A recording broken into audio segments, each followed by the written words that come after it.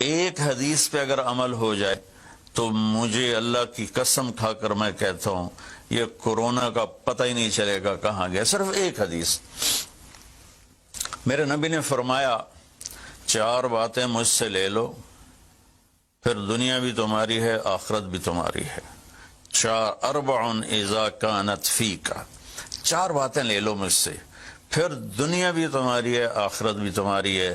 تمہیں کوئی ٹیڑھی آنکھ سے نہ دیکھ سکے گا, تمہیں کوئی نقصان نہ پہنچا سکے گا کہ تمہارے رب کا سایہ تم پہ چھا جائے گا.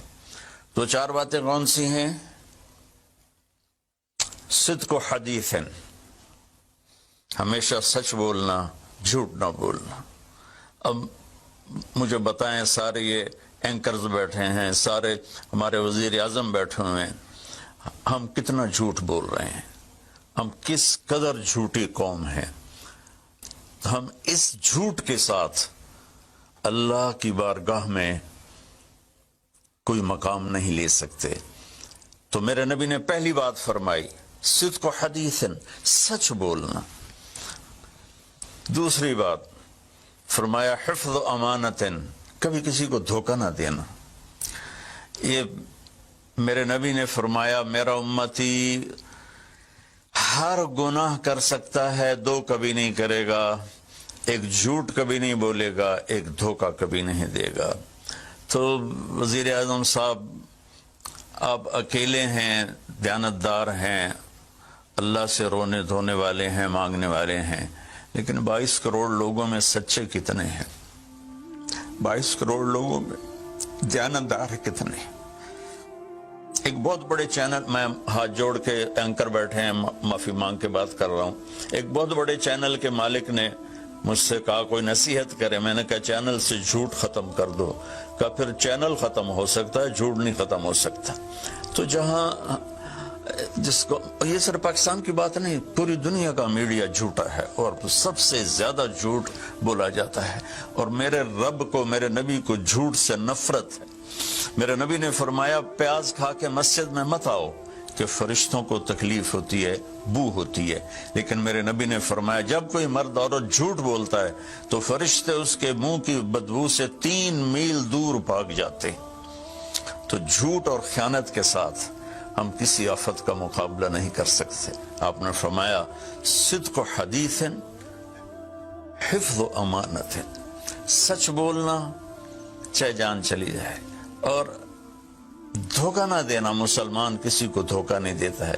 تیسرا فرمایا حسن و خلیقت, اپنے اخلاق اچھے کرنا, اور اخلاق کا سب سے اونچا مقام حیا ہے. اب میں کیسے بات کروں؟ میرے دیش میں حیا کو کس نے تار تار کیا؟ میرے دیش کی بیٹیوں کو کون نچا رہا ہے؟ ان کے کپڑے لباس مختصر کون کروا رہا ہے؟ کس کے گردن میں یہ گناہ ڈالوں؟ میں مجرم ہوں, میں نے اپنی قوم کو نہیں سمجھایا, میں اللہ سے معافی مانگتا ہوں. لیکن جب مسلمان کی بیٹی بے حیائی کی طرف چل پڑے اور نوجوان بے حیائی کی طرف چل پڑے تو اللہ کی رحمت. سب سے زیادہ عذاب قوم لوط پر آیا کہ وہ بے حیائی میں ساری باؤنڈریز کراس کر گئے تھے, تو اللہ تعالیٰ نے ان پر 5 عذاب بھیجے. 5, کسی قوم پہ 5 عذاب نہیں آئے, ایک ہی عذاب آتا تھا, ان پر 5 عذاب آئے. تو تیسری بات میرے نبی نے فرمائی ہے کہ حیا والے بنو, حیا والے بنو. میری نسل ہے, مجھ سے خان صاحب نے بات کی تھی پہلی دفعہ کہ میں چاہتا ہوں کہ میری یوتھ اللہ کے نبی کے ساتھ جڑے, چونکہ جو ہمارے کالج ہیں, ہماری یونیورسٹیز ہیں, ہمارے خاص طور پر جو یہ پرائیویٹ سکولز ہیں, یہ امت کو, نوجوانوں کو اللہ رسول سے کاٹ رہے ہیں. تو اللہ تعالیٰ یہ پہلا شخص ہے جس کے لیے میرے دل سے دعا نکلی جب اس نے کہا کہ میں نے آپ کو اس لیے بلایا ہے کہ میری قوم اپنے نبی کے ساتھ کیسے جڑ جائے. میں کیا بتاؤں, جب تک اس بے حیائی کو نہیں ہم روکتے, اور کوئی روک نہیں سکتا ہے, اندر سے نیت نہ ہو. سرنڈو ماڈل سکول میں میں نے میٹرک کیا ہے. ہمارے ایک وارڈن, میں ہاسٹل میں رہتا تھا, وہ آ گئے, نمازی تھے, انہوں نے نماز کی سختی کر دی, ہم بے وضو جا کے کھڑے ہو کر نماز پڑھ لیتے تھے. بے وضو، کیونکہ ڈنڈا انسان کو انسان نہیں بناتا ہے جب تک انسان اپنے من میں ڈوب کر پا جا سراغ زندگی۔ تو اگر میرا نہیں بنتا نہ بن، اپنا تو بن۔ یہ تو اپنے اندر دل دریا سمندروں ڈوبے کون دلان دیا جانے ہو، وچے بیڑے وچے جھیڑے وچے ونج مہانے ہو۔ میری قوم جھوٹ چھوڑ دے، میری قوم بددیانتی چھوڑ دے، میری قوم بے حیائی چھوڑ دے۔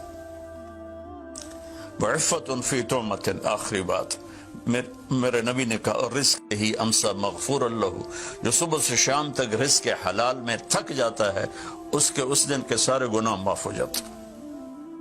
تو میں وزیر اعظم صاحب سے اپیل کروں گا کہ پوری قوم سے جیسے ڈونیشن مانگا ہے ایسی پوری قوم سے چلے۔ میں آپ کی طرف سے اپیل کرتا ہوں کہ کل یا آج رات رمضان کی آئے گی، ساری قوم 2 نفل پڑھے اپنے اپنے گھروں میں، اور ایک تسبیح لا الہ الا انت سبحانک انی کنت من الظالمین، جس کو یاد ہے پڑھ لے، جس کو نہیں یاد ہو استغفر اللہ کی ایک تسبیح پڑھ لے، اور پھر سب اللہ کے سامنے ہاتھ جوڑ کے معافی مانگے۔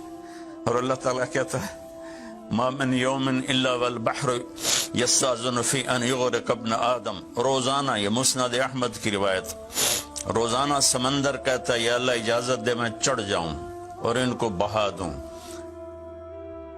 والارض تستاذن فی ان تبتلعہ، زمین کہتی ہے اللہ مجھے اجازت دے میں ان بے حیاؤں کو نگل جاؤں، ان جھوٹوں کو، ان بدماشوں کو، اس مافیا کو میں نگل جاؤں۔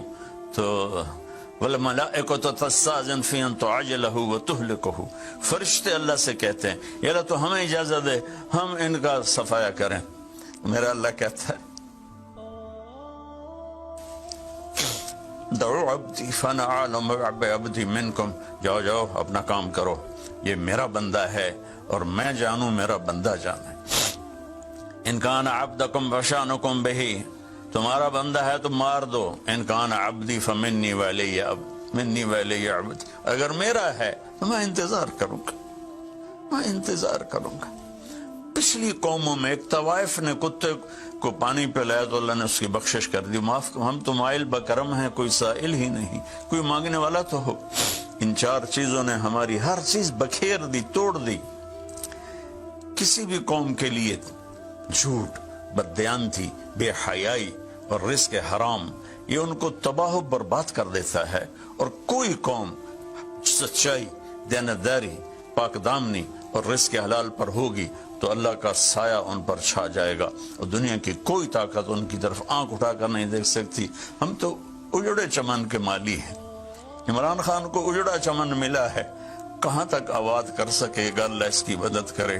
چمن کے تخت پر جس دم شہ گل کا تجمل تھا، ہزاروں بلبلیں تھی باغ میں، ایک شور تھا، غل تھا، کھلی جب آنکھ نرگس سی، نہ تھا جز خار کچھ باقی، بتاتا باغ مارو رو، یہاں غنچہ یہاں گل تھا، یہاں غنچہ یہاں گل تھا۔ ابھی عمران صاحب نے یرموک کی اور قادسیہ کی بات کی، کتنے تھے؟